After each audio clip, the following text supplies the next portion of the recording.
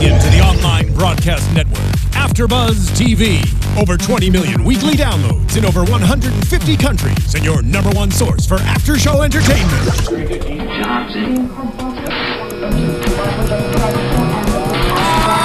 AFTERBUZZ TV, the destination for TV superfans, producing after-shows for over 300 of your favorite TV shows, interviewing celebrities and showrunners, and bringing you behind-the-scenes exclusives. All thanks to E! Entertainment's Maria Menounos, producer Kevin Undergaro, and internet leader Akamai.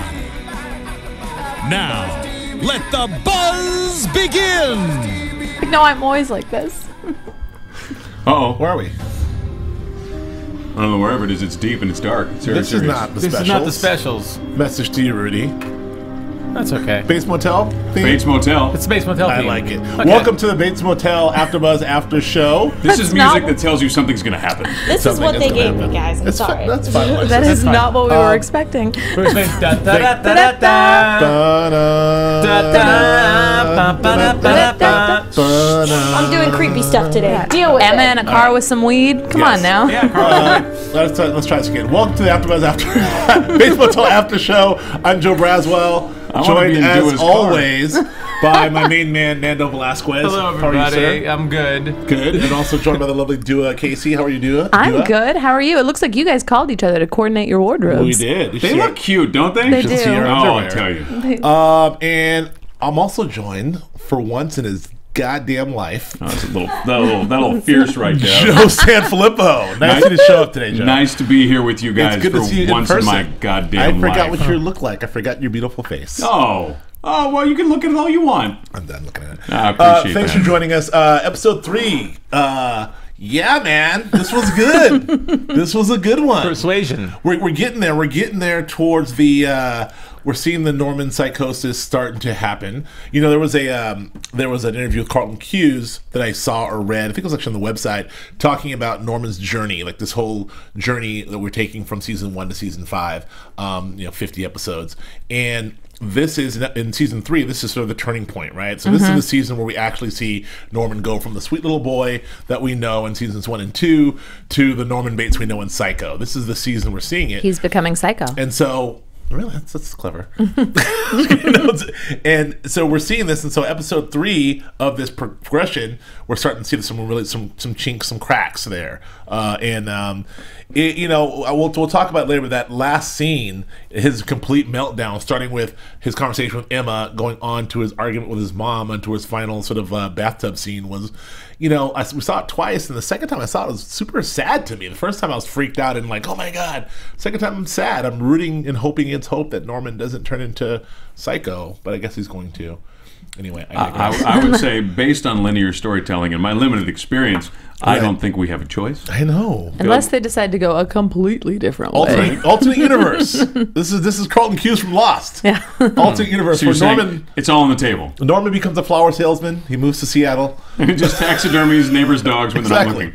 looking. You, Joe Sanfelippo. Yeah. I'll start with you. What were your first impressions? What do you think of this episode? I haven't heard from you in a while. Well, I'm going to say this. I have this. There's such good acting that happens in this show, Yeah. and I love me some Norma. I love her in a deep, sort of probably unhealthy way. I didn't know that. I know. I've never mentioned it before. No. I've never said anything about the performance. Never heard it. I thought it was fantastic. I just love watching the show, and it's one of those shows that for me I get so excited when we come and do this because it's actually worth it. Some of these shows that we do, they're not. I mean, they make sense. We do. It makes sense to do a recap. Careful. But it doesn't make sense to delve into every little nuance because a lot of it's just TV. But this show doesn't feel like that to me. It feels like the performances go a little deeper, and there's so much more exploration of what's going on and the different layers.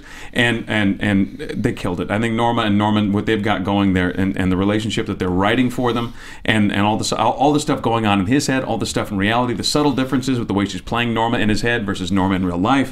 I just couldn't be happier with what they're doing. It's impossible. There's some Top Gun acting happening on the show. Some really serious acting. Top Gun acting. Not just from Freddie Highmore, and Vera Farmiga, who we give a lot of credit to, but everyone, Emma, Yeah. and really like props to our man Nestor Carbonell, Sheriff Romero, Yes. he's kind of acting his ass off in He's this. killing it. Especially like this episode, especially it's like, you know, he hit a lot to do in his own sort of like brooding and mysterious way. We're seeing a lot of this guy because when his only move is to brood and be mysterious, for him to have all those layers, and that's the first thing. The second thing is we can say we know this guy. He's been in here twice. He's a great guy. Like, he is so not Sheriff Romero. So to see Nestor Carbonell and hang out with that guy and then see the guy that's on TV, it's really, you realize, oh wow, that's called acting. Yeah. He's good. What do you think of this episode? I thought it was great, and actually, just to piggyback on what you were saying, I love that they've got so much of Romero, and they're also bringing up new storylines, like with Romero and the Bob Harrison's character, like over at the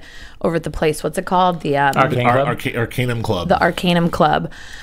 With all of like the big, you know, the animals, taxidermy and the big leather high back chairs, and everybody's smoking cigars and laughing. And the eyes wide shut party that they're all having right now. It's like Joe's living room. Honest to God, that is how we do it. It's Joe's study. I have to sit in my chair while the women do things around me. Yes, you do. And I smoke cigars. I like that they opened up a few new storylines this episode with you know, Norma's going back to school. Emma finally met Dunkel, #Dunkel. Yes. Like that. I think that they're opening up the door for a lot of new things to come, and it's just getting more and more exciting. I really like it. I agree. Nando, what do you have to say? I love this episode. It was a great episode to see Freddie Highmore, you know, even go deeper into the personas of Norman Bates and his alter ego stuck in there. I really felt there were Mother Norma. I really felt like there were some moments when we, you know, like during the whole Romero interview where he was really channeling a different person altogether. That was a key scene, which I thought was awesome. And just and even seeing the whole thing with the bathtub. You know, we saw a little bit of that in teasers. We didn't know in what context it was, but that's pretty deep because I think it shows about how committed this alter ego is to, you know, just getting in Norman's head. I have a lot of questions on that one too. But I think that we'll talk. We'll unpack the bathtub scene, that last scene, of course. Yeah. But first, let's take it back to the top. Well, unpack the bathtub. There'll be water in the bathtub. And Norman. Let's start from the top here. I want to first, you know, pat myself vigorously on the back. I know we were wrong. You were right. Yeah, we were wrong. Turns out that was not Annika floating in the old what do you call it? The sound of the crick there, or the mash. title flap. The mash. The mash. The mash. Dr. Cameron Howard, yeah. Was not. This is Oregon, not Massachusetts. Sorry, we'll do it wherever we want to do it. That was not Annika floating in it was most certainly not. I was what right. was her name, though? Her name was Flabberty Flu. Well, she was another very I don't think they said her name. They never said her name. No. $10,000 a weekend. Yeah, that's good. That's you know what I'm saying. That's a week's worth of work for me. Yeah, it's not a bad way to put yourself through college. Half of my AFTERBUZZ salary. No, but yeah, the zeros are. Sorry.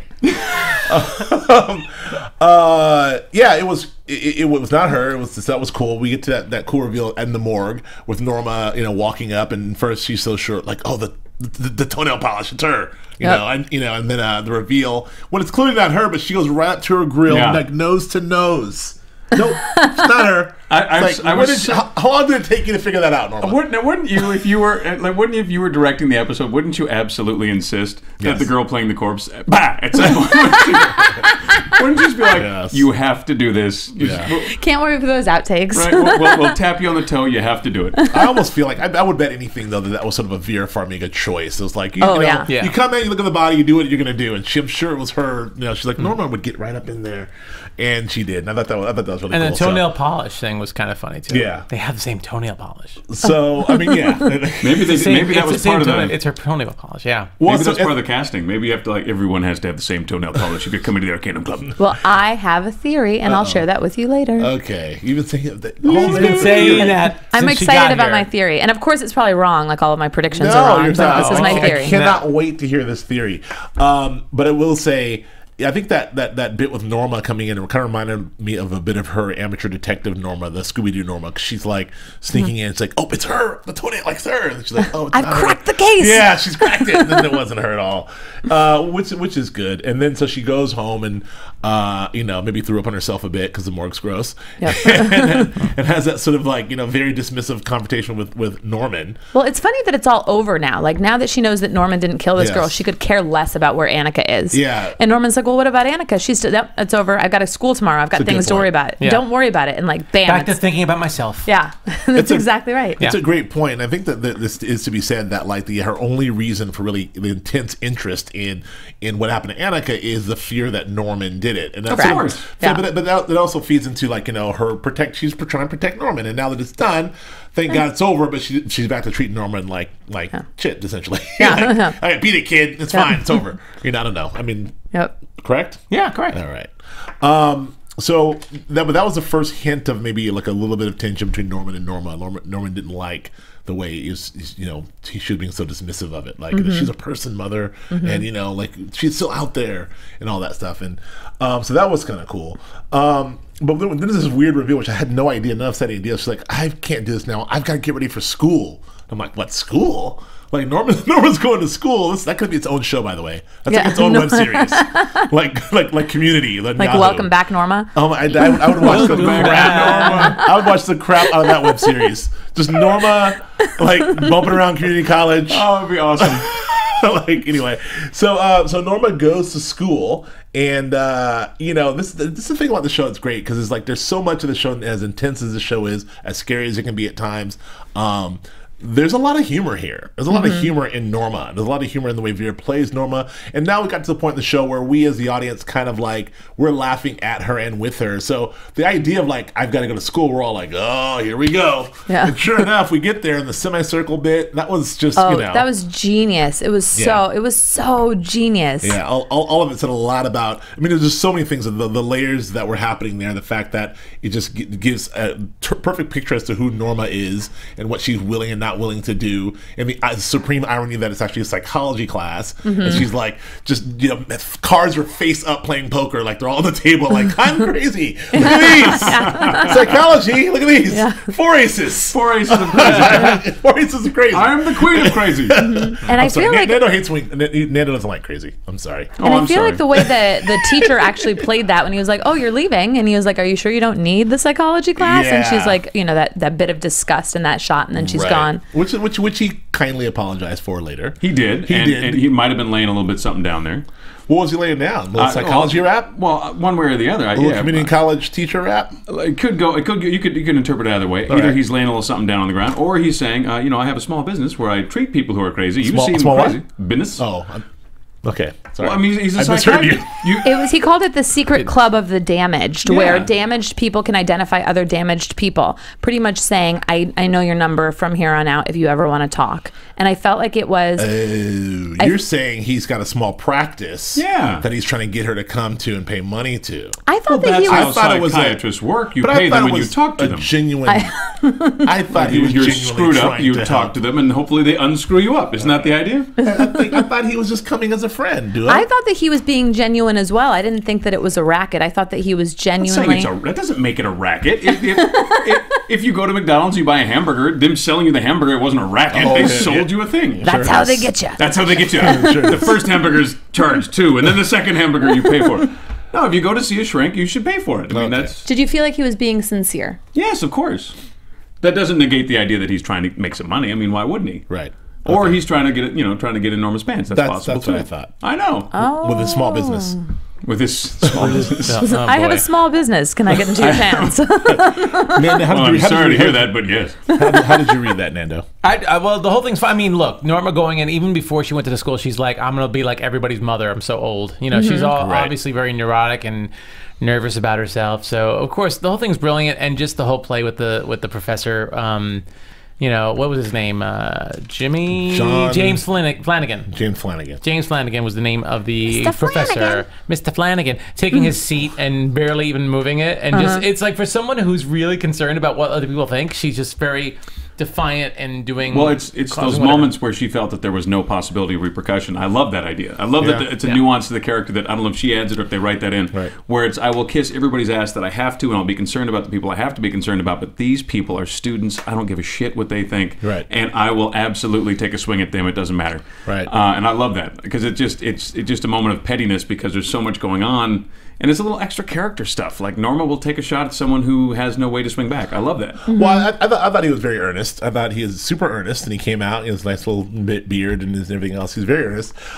He said, "Look, I'm such a dick," and Norma says, "I guess we're all dicks sometimes." Which He keeps basically inviting her to apologize for being an asshole too, and she's like, no. No, we're all dicks. Yeah. And then also that moment, like we've seen so much of Norma react and do exactly the exact thing you expect her to do. In this moment where he handed her the card, I really thought she would do the move of like rip it in front of him or thank you and then throw it in his face.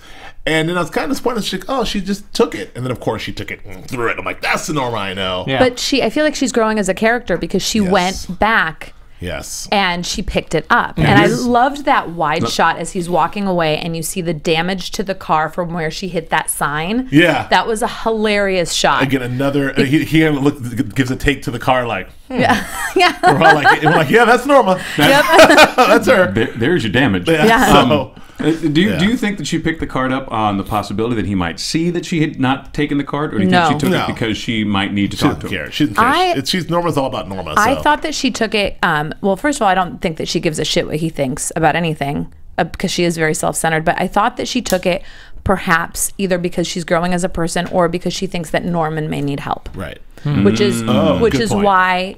Because she already had an interlude with a therapist, and that didn't go very well. That's a great point. I never thought. See, I this whole time thought she was thinking, well, maybe I'll take this for myself. But you're right, because it's Norma. She's like, well, I'm fine, but my son, Norman, because they're so codependent that they are the same people. She did You're pretty smart there with them takes, Du'a's Du'a's takes.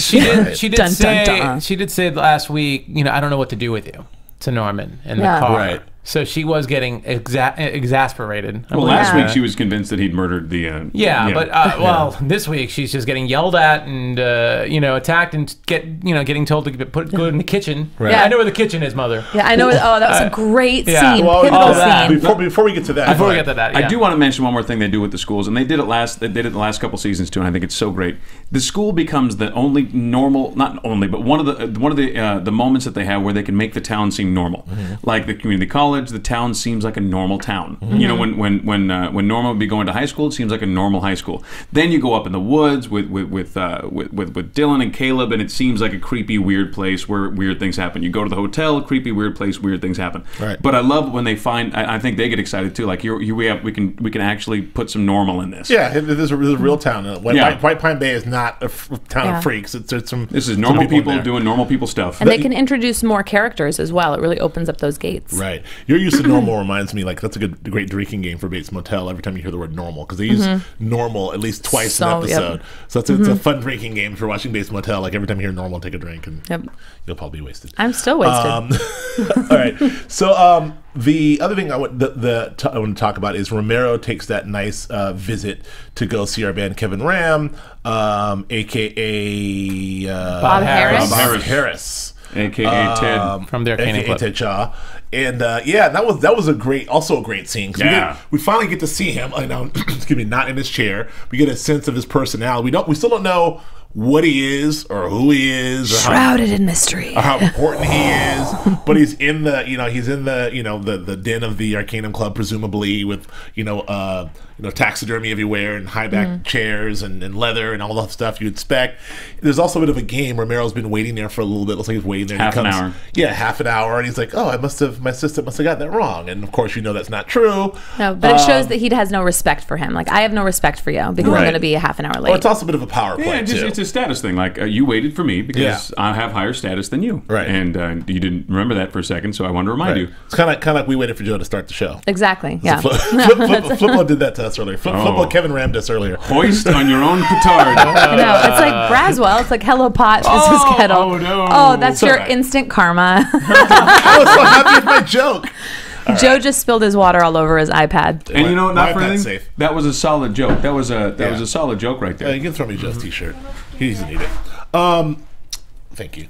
It was a solid joke, but am I getting electrocuted? Sorry, everyone on YouTube and iTunes. Anyway, the point being, we have Sheriff Romero. I think for the first time, I think we're good, Alexis. I think for the first time with at least in this show, we're seeing how small town politics work. Yep. I mean, you're the sheriff.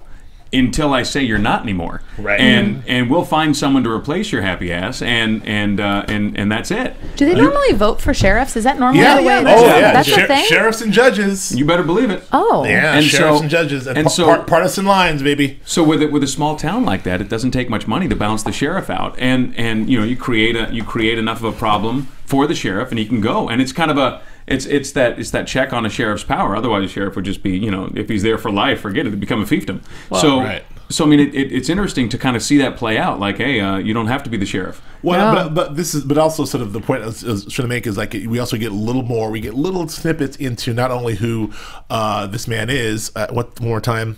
Bob Harris. We get some insight into Bob His. We know he's powerful. We know he has some power control. We know he has a history with Romero. We know he likes sex. There's that. But that back and forth was very interesting. Very unique. I love it. What's worse? What's worse, sex parties or a drug war that causes the DEA to come and eliminate your town's #1 source of income? Well, and he says that to him. He sort of says, like, look, you have no moral superiority over me. Yeah. Like, you let this town go to hell, and the DEA comes into the town. I throw a sex party. Get out of here. And now we talked about this all the first season, all last year. We talked about what is Sheriff Romero's job? Is it to enforce the law or to keep the shit in the horse? Right. And this scene pretty much cleared that up beyond any doubt. Absolutely. Your job is to keep the shit in the horse. But period. Until there's there's a bit of Sheriff Romero that I'm getting to understand, which is like, this is still my town. So no one's gonna get murdered in my town. No one's gonna do anything in this town that I don't know about. There is a sense of law, but it reminds me of an old school Western sheriff. More of a morality than a law. Yeah, more of a moral code. It's like not a law. Like a little bit like Banshee. I don't know if you guys watch Banshee, but a little bit like Banshee, where it's like, this is the town. Here's a rule book. Let's throw that out. I'm gonna be the law. It's gonna be governed how I say it is. And I know how to keep the shit in the horse. Well, don't forget that the reason that he went to go see Bob Harris is because the girl was dead. He goes, hey, there's a girl that's dead. Yeah.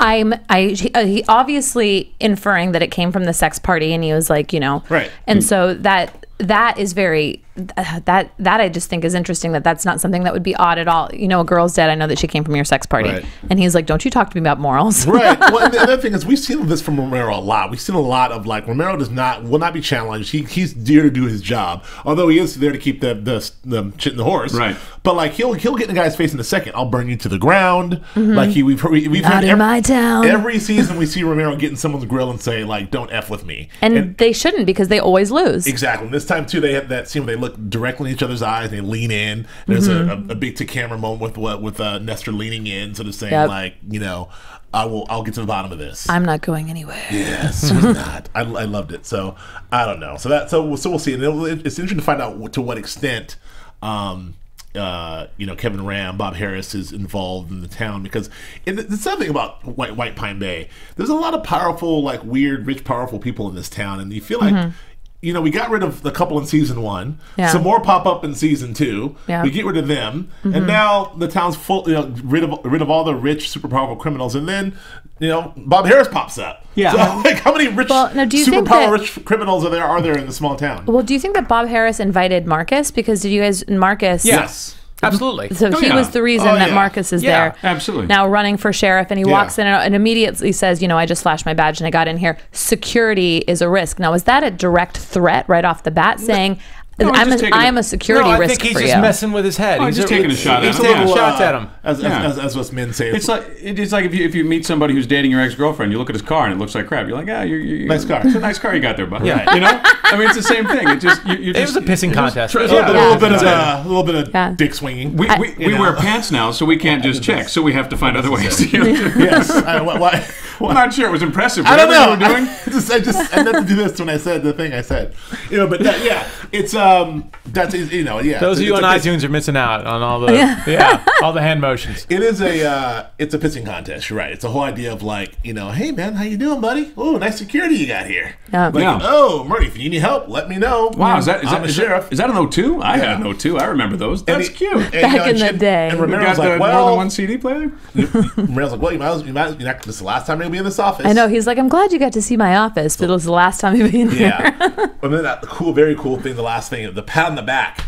Romero Oh, didn't yeah. like that at all. It was Oh, very- yeah, totally. Don't touch me, I'll break you off. Those are two very specific instances where you see some real men on men stuff, like Romero and Harris, and Romero and Marcus are two. And then you got the mirror of it with Caleb and Dylan and the dude next door. Exactly. There's a whole lot of whole lot of button heads. Dudes being dudes.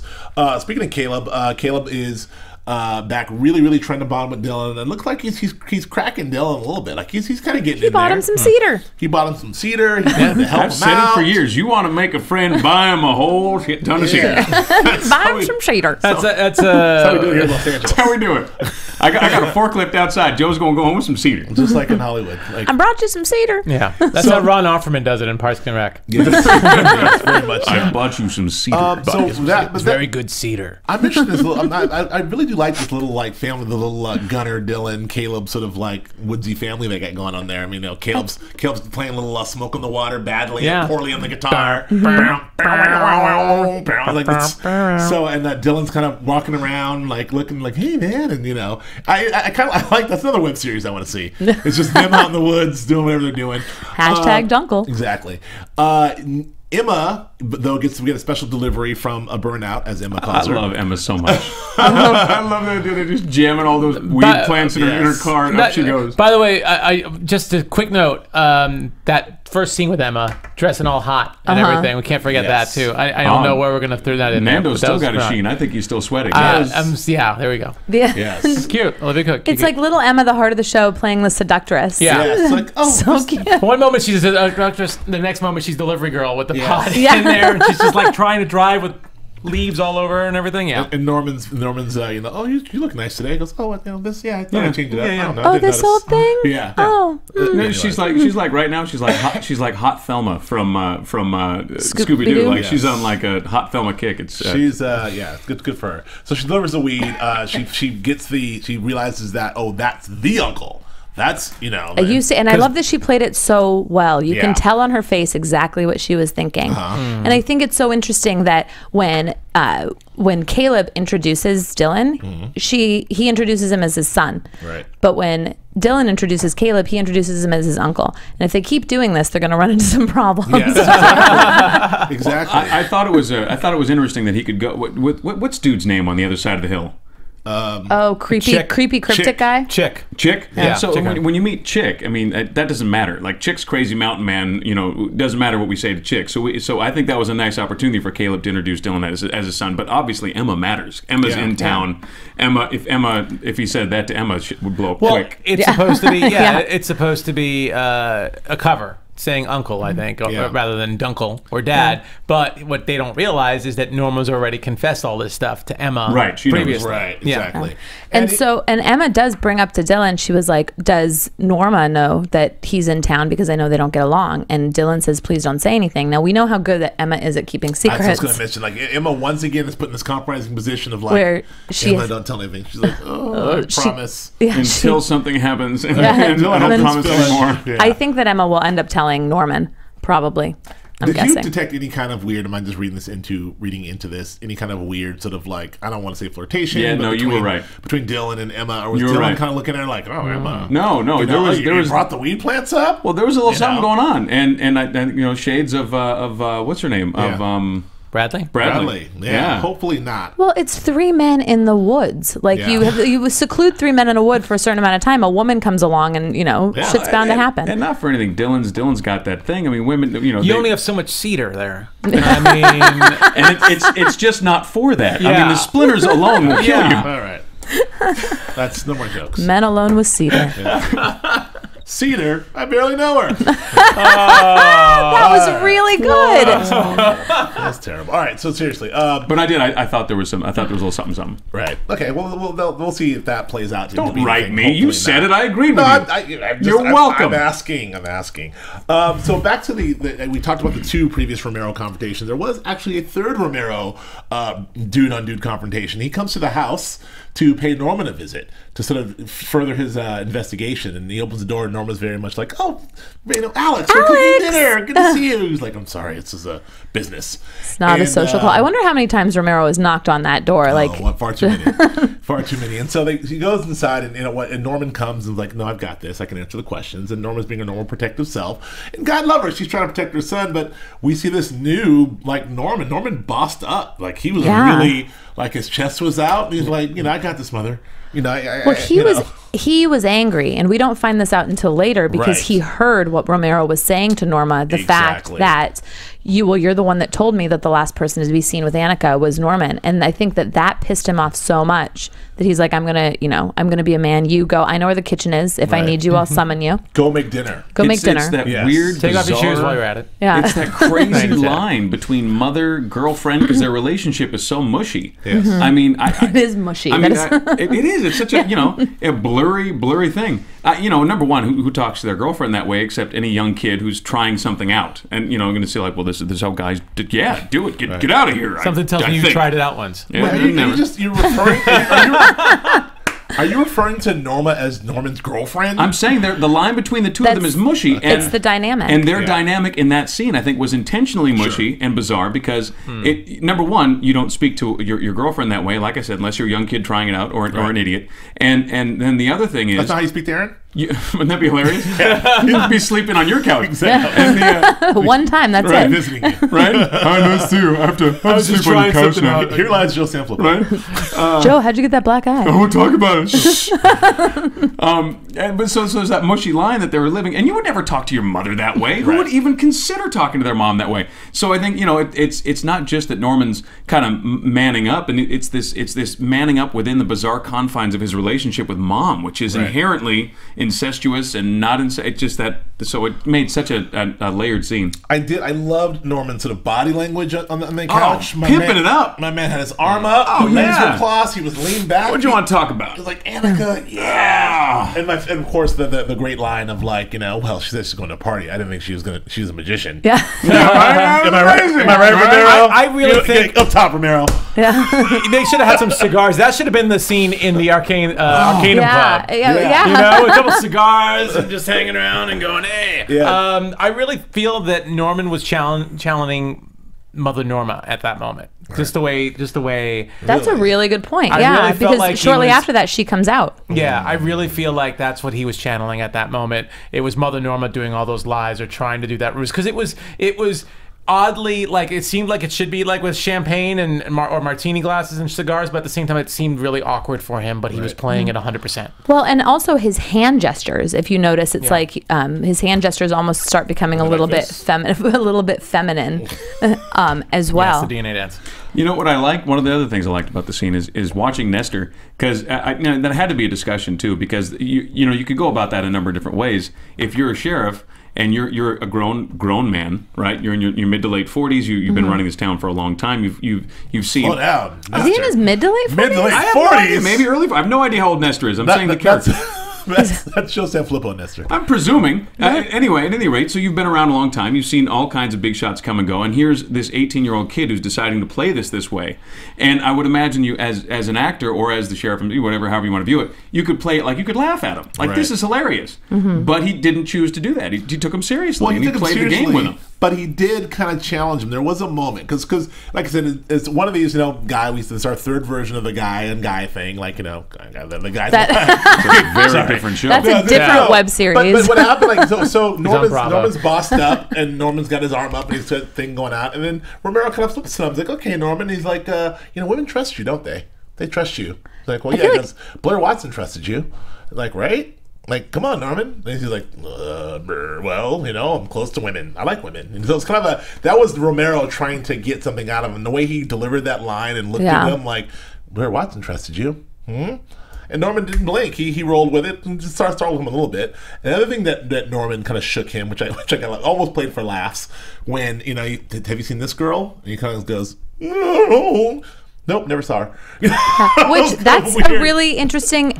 Do you guys think that he's seen that girl before? That face said he did. Yes. Yeah, he definitely had something going on. Yeah. Oh. Whoa. Yeah. So his face said he did. All right. So did that just say 5 minutes? Yeah. Yes. We started 20 minutes late. That's I'd like to apologize to everyone. All right, so we'll save that for next time, Du'a. We have to. Okay. Okay, it's good. Du'a had a little special thing that we were going to do, but we're out of time. But Flippo before ruined it. But before we get to that, we have to sort of unpack this last sort of Norman going Norman scene at the very end. I mean, starting with it started with Emma and Norman, that conversation, and Norman sort of really, well, there's an initial argument after Romero came through when Norman really challenged Norma and sort of got in his face and said, on the staircase, looking down at her and really walking down the staircase and getting in her face, which was brilliantly shot, brilliantly executed. Absolutely. And Norma was like really genuinely like, oh shit, like he means business, and that was that. Then we come back and we see Norman kind of cracking with Emma, like sort of going through the whole thing, and like, and Emma's trying to tease it out of him, like, what's going on? I'm trying to be there for you, and she says that one line of like, it makes you feel like that people think I did it or whatever, and she's like, what'd you do or do what? Like, because Emma's like, what the hell are you talking about? What happened? I can't answer this. I gotta go. Right. That's big, yeah. But I can't talk about this right stormed now. out. Mm-hmm. And then she chased him, stopped running away from me, and then the confrontation there. And finally, can I say one thing in that scene? Because Norman said something that is very, very pivotal. Mm-hmm. He was talking about how his mother doesn't trust him, and he goes, "I just feel outside of her." Yes, I wrote that down too. Yes, that is a great pickup. I wrote that down as well. That's a very telling line. When he's having that conversation with Emma, he's like, I just feel outside of her. Like, what does that mean? That, he wants to get inside of her. And we also know, it's according to Joe Flippo, he does. But I think that I don't like it when you say it. It's weird when you say it. Inferring it is fine, but saying it is weird. But obviously, we think they have a certain closeness. They're very, very close. And now he feels like what he's trying to articulate, presuming, is like they don't feel as close. We're not as close. We used to be so close, and now I don't feel as close to her. But his choice of words are, I don't feel. I feel outside of her. Yep. Now we know ultimately that Norman, it's starting now, but Norman sort of inhabits her. He does ultimately, as Psycho, get inside of her because he becomes her. Yep. So that's a very interesting. That's your first sort of like Easter egg. Like, wow, why did you say that? So that argument happens, and then he storms out of there, goes upstairs, and has a really telling confrontation with Norma, like in the bedroom, where he's like really cracking. It's sort of heartbreaking. The first time I watched it again, it was sort of like, oh, he's going crazy. The second time was really heartbreaking because he said, look, mother, I stayed in this world for you. I stayed here for you. I was willing. What game are we playing now? I should be in jail. We're putting the cards on the table a little bit. Well, but I killed her. I know I killed her. I'm only here for you. But here's you can see the break where the break is for poor Norman is like, look, man, I'm only in this world for you. I was willing to say I killed her. I was willing to kill myself and be out of this world and be done, but I'm here for you. And now you are playing games with me. Now you are telling Romero that I'm, that could be a killer. Like, what game are we playing here? I thought we're on the same side. Now I don't know what side. I have no idea what's going on. The one thing that he knows, and the one place he finds solace, is his mother. And now she's sort of betraying him. And that is effing him up. And he's hitting the bed, he can't remember, and then he breaks. And then you got to layer on that the fact that that he doesn't necessarily, I'm sure that he doesn't know what version of mother he's actually talking to, because he doesn't know that he's manifesting a fake mom in his head. Well, I think that he does. He does now. No, he does now. Yeah, he does now. Carlton Cuse said that this season, as we see him becoming Norman, there will be a moment where we'll start to see Norman lose track of the real mother and Mother Norma, but it hasn't happened. Yet. Yeah, it hasn't happened yet. So he does, and before we get out of here, he does a thing. He has a mirror moment because he was so angry, and him and his mother were having such an argument. But the second that Mother Norma was in the bathroom, he wasn't mad at her anymore because he knew that it was a manifestation. Right. Interesting. Okay, so we're saying that he's going to lose track of that later on. He's aware, but he's definitely going to lose track of that later on, and then slips further and further into that space where he doesn't know what's real, what's not real, and then even further into that space where we see him in Psycho, where he's like, "Hello, Norman," and he's doing the voice. Like when that voice comes out, when Freddie Highmore starts doing Vera Farmiga's voice, it's a wrap. That scares the shit out of me. Yeah, like I can't wait till he starts. Hello, Joe Sanfelippo. Do you think? Can I make you some pie? We gotta zoom forward here, but one quick question: do you think that Norma's other persona was trying to kill Norman? Yeah, so that's Ooh, what that's happened a there. really- So that's the question. Was that a suicide attempt? Yes, because Subconscious suicide. he was really trying. He said, "I stayed here for you. I'm trying to go." Norman wants to go. So if Norma had not broken in the door, would he have died? Maybe. Yes, Yeah, I think so. yeah. Because Norman is trying to go, and ultimately we'll see that the death of Norman and the rebirth of Oh, Norma. that's crazy because I didn't think because it was interesting from the point of view that they told it from. But yeah, I Right. think you're absolutely right, Nando. It's a great I think point. his alter ego was trying to kill him. Yeah. Yeah, because this is ultimately what may happen, and so. But again, Norma saves him, and things seem to be okay in the bedroom. Well, we are running super short on time, so can we just Yes. get into the final scene and right into? that final scene. Yeah. I mean Final that scene. it's Annika's alive. Annika is not dead. That's or huge. Annika was alive. Yes. Well, let's she talk she about actually this. was alive. So. So Annika pulls up, and BMW this time. she's very happy. Like, yeah, of course she's going to BMW. She's very happy. Like, Norma's happy. But we see Annika. Looks hurt. She collapses. She's bleeding. She gives her what looks like a flash drive, Yeah. and says, use this for you and your son. Use it for Yeah. you and your son. You know, Use it. Do something with it. Do something with this. This is Yeah. important. Which I think that somebody's probably going to come looking for that soon. Yeah. And then, and I'm sure it's Kevin Ram. And then, so that happens, which is, wow, that's a big shocking moment. And then she seems to sort of pass out. Norma runs in and calls 911 and says someone's been shot. I think she's dead. She ain't dead. I hope not. I'm gonna say she's not dead. I heard in one of the previews, Romero was saying 2 girls are dead, and so from that, and my predictions are now always wrong. And didn't Can we we say go to last predictions week? right now? Yeah, let's go to predictions. Alexis, I'm sorry. Let's go to predictions. And now, Oh. your AfterBuzz TV prediction. And we did say that she's only listed in IMDb for 2 episodes. Yes. We did say that last week. Well, Yeah. that- So this But could that's be your not second episode. I mean, it's not necessarily fact, but still. do a go. So Predictions. I have a theory. That's what I hear. Okay. This is my theory. GD theory. Because the girl that was in the mosh, they never named her. I think her name is Annika. And I think that Annika, the girl that I think that she was posing as Annika, I think that when Norman drove her in the Porsche, she went to go meet this girl. That's why Norman gave that face when he saw the picture, because he had seen her before, because that was the girl that she was going to meet. She murders her, assumes her identity as Annika to go to this party to receive some information. It gets hairy, and that BMW is actually the dead girl's BMW. And I think that Romero is going to be like, the dead girl is BMW is now parked at Bates Motel. We need some answers here. That is what I think. Best dropping ever. She's thought this through. I She's like thought that. this through. That's a hot theory. Yes. That's a good one. That's my theory. You mentioned you got a theory. Yeah. Flippo, what do you have? You've been I writing it down for 45 I minutes. have nothing. I ain't got nothing. I'm gonna 45 minutes you've been scribbling your Listen, theory. I just ripped it in half. It and was threw just away. pictures of puppies. That's That's, all all it it was. Nando. He's going to sell it on eBay later. Prediction? I love her prediction. Oh my gosh. Yeah. Yeah. Is she going to just silence the whole crew? Yeah, well, we're short on time anyway. She might drop this? I think she did. That might be mic drop. She Good night, dropped it. Wisconsin, right there. She dropped it. Yes. Drop the mic. I'm just going to say, I will say, Wisconsin. I do like your theory a lot. My theory is that, Annika's not dead yet. I mean, the old Annika. You were right last week. Yeah, I'm right. She's not dead yet. Look, Tracy Spradakos has been dying for 3 MF episodes. She's been dying every week. She's been dying. She's not dead yet, but I think that I like your theory too. So let's go with that.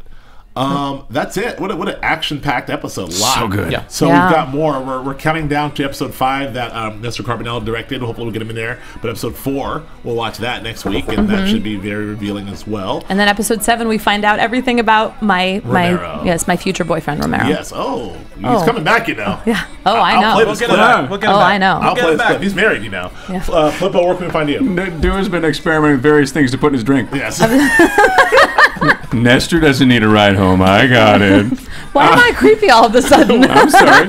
Yeah, I'm not the one sprinkling stuff in Nestor's drink. Where can we find you, sir? You can find me on the Twitters at JoeFlippo, JoeFlippo. My website is josephsanflippo.com. All right, and Instagram. Go. Hi, you can find me at Du'a Kaissi at Du'a Kaissi, or outside of Nestor Carbonell's window. I'm just kidding. I'm just Nando. And you could find me at Nando Vel on Twitter and Instagram, NandoVel, and here in AfterBuzz for other stuff. Yep. other stuff. And, Other stuff. and outside Olivia Cook's window. That would be really creepy. How about you, Braswell? Find me. We're bookending the stalkers here. This is nice. It's really creepy. You can find me on Instagram and Twitter. at Joe K. Braswell. You can find me here at AFTERBUZZ doing other stuff as well. You can find me outside of Freddie Highmore's window. Now it's all gotten really weird. All right. Okay. Norman's sleeping. All right. Bye, everyone. Thank you for joining us. We'll see you next week. From executive producers Maria Menounos, Kevin Undergaro, Phil Svitek, and the entire AfterBuzz TV staff, we would like to thank you for listening to the AfterBuzz TV network. To watch or listen to other after shows and post comments or questions, be sure to visit AfterBuzzTV.com. I'm Sir Richard Wentworth, and this has been a presentation of AfterBuzz TV. Buzz you later. The views expressed herein are those of the hosts only and do not necessarily reflect the views of AfterBuzz TV or its owners or principals.